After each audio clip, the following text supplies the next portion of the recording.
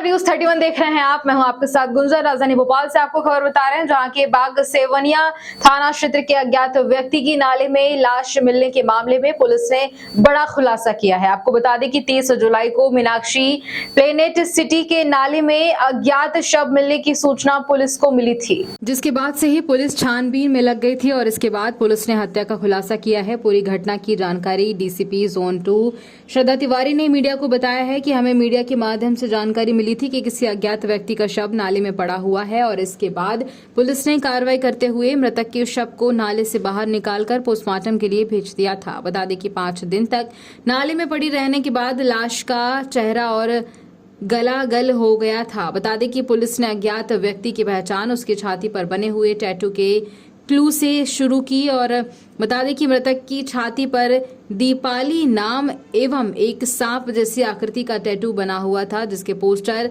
छपवाकर social media, अखबार और police के विभिन्न ग्रुप में फोटो प्रसारित किए गए। टैटू बनाने वालों से भी पूछताछ की गई। इस प्रकार के टैटू की पारंपरिक जानकारी भी कला संस्कृति विभाग से और यूनिवर्सिटी के प्रोफेसर से एकत्रित की गई, लेकिन लंबे समय तक मृतक के संबंध में कोई जानकारी नहीं मिली। थाना बाग सेवनिया पुलिस टीम द्वारा जब विभिन्न बस्तियों में दोबारा फोटो सर्कुलेट किए और टैटू बने हुए व्यक्ति के बारे में पूछताछ की गई, तो साथ ही दीपाली नाम की महिलाओं की भी सर्चिंग लगातार जारी रखी गई। तो जांच में उस व्यक्ति के बारे में जानकारी मिली कि मृतक की पत्नी और उसके बेटे के बारीकी से पूछताछ की गई, तो दोनों ने हत्या की बात कबूली और हत्या करने के पीछे की वजह का खुलासा किया, जिसके बाद पुलिस ने महिला, उसके बेटे और एक नाबालिग के बच्चों को हिरासत में लेकर न्यायालय में पेश किया है।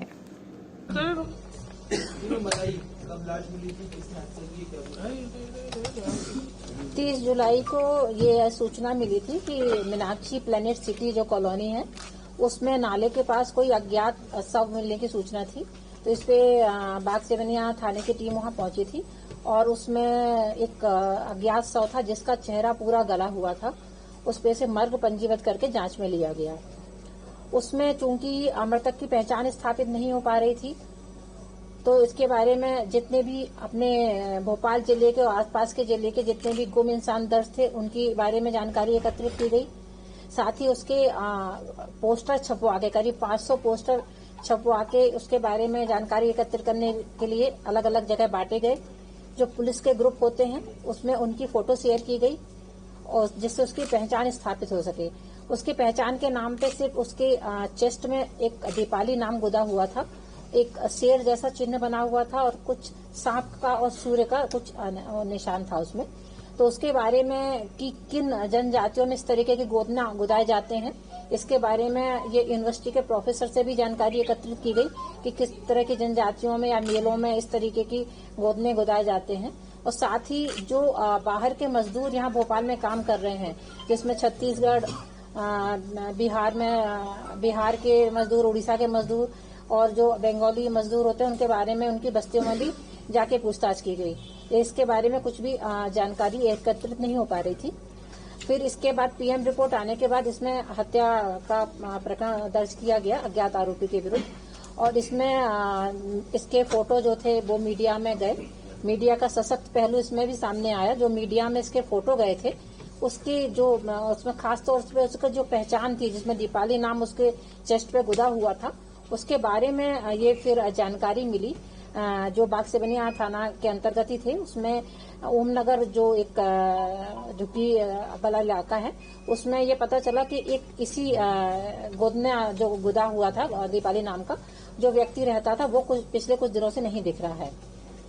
उसके बारे में जो हमारा गोपनीय तंत्र है उससे भी सूचना मिली और इसमें उनके परिजनों से पूछताछ की गई, जिसमें उसकी पत्नी जो दीपाली थी उसने पूरा घटनाक्रम बताया।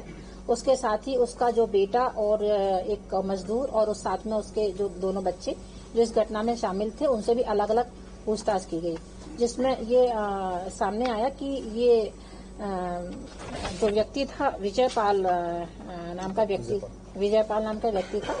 ये दिल्ली में इसकी जान पहचान हुई थी। जो ये दीपाली नाम की महिला है, दीपाली की शादी यहाँ भोपाल में हुई थी काफी पहले, बचपन में शादी हो गई थी, जिससे उसके 3 बच्चे थे पहले पति से।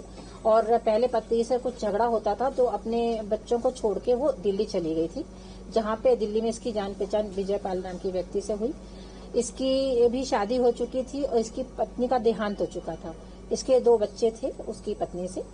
तो चूंकि इसका पति इसके साथ नहीं रहता था, उसकी पत्नी का देहांत हो गया था। इन्होंने दोनों ने आपस में शादी कर ली, 26 साल की उम्र में शादी कर ली।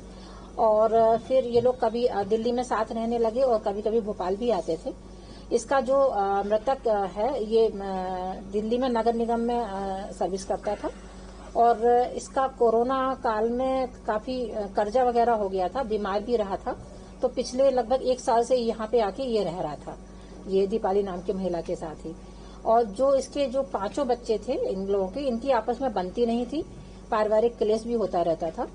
तो इसमें जो विजय पाल नाम का जो व्यक्ति था, उसके जो बच्चे थे पहली पत्नी से, उसकी दिल्ली में सेटल हो गए थे। और इसकी दीपाली नाम की जो महिला थी, इसके जो 3 बच्चे थे, ये इसमें एक जो व्यक्ति था, बच्चा था तापस, वो वहाँ पे नौकरी करता था साउथ में। ये उड़ीसा से मजदूरों को ले जाने का काम करता था। तो घटना दिनांक 25 तारीख की बात है, ये यहाँ पे आया हुआ था मजदूरों को ले जाने के लिए। तो जो टिकट थे, इनके टिकट उसने वापस नहीं किए विजय पाल ने। इस बात को लेके इनके बीच झगड़ा हुआ, जिसमें इसका दीपाली का जो बेटा तापस है और उसका एक नाबालिग बच्चा और एक और बेटा विक्रम था और एक मजदूर था राजू था। इनकी आपस में हाथापाई हुई, गाली गलौज हुई टिकट न देने की बात पे। और इस घटना को जो मोहल्ले के लोग हैं उन्होंने भी देखा था। और इस बात को, ये घटना थोड़ा मामला शांत हुआ, ये लोग सो गए। फिर इसी बात को लेके इनका फिर झगड़ा हुआ रात में।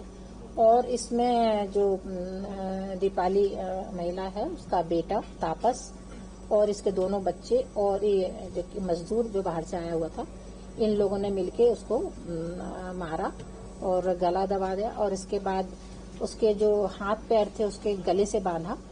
और इसके बाद उस दिन तो नहीं, रात में ये रखे रहे घर में और दूसरे दिन भी रखे। अगले रात इसको 2 व्हीलर से जाके जो एक नाला था वहां पे इसको फेंक के आ गए। इसके बाद ये बाकी आरोपी चले गए बाहर और ये महिला यहीं पे रुकी। और इस महिला से जब पूछताछ की गई उसमें ये पूरा मामला सामने आया है। क्या महिला ने इसी तरह की तमाम ताजा खबरों के अपडेट्स के लिए बने रहिए हमारे साथ न्यूज़ 31 पर। नमस्कार।